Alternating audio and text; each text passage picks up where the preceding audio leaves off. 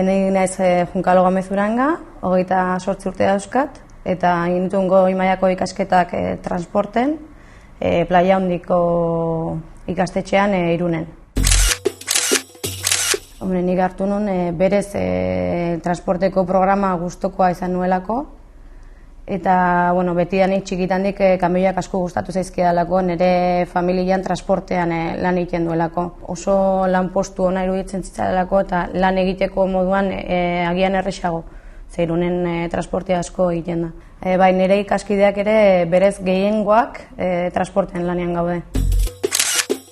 Ni praktikak beka baten bitartez, Leonardo programan bitartez egin nituen Inglaterran, Wickforden. Oso esperientzia polita, errepikatzeko gogoakin, nire zikloan gehien bat ginen emakumeak.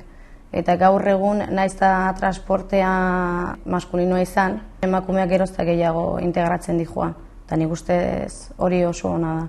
Nire ustez emakumeak ez luke arazorik eduki behar lanian egoteko, berez lanaguk ere gizonezkoak bezala egin genezake berdin.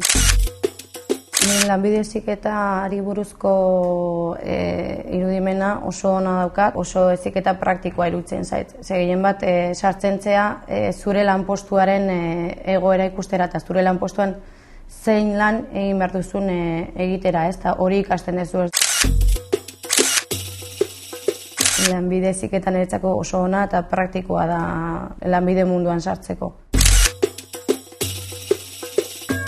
Berak lortu du, orain zuk duzu hitza.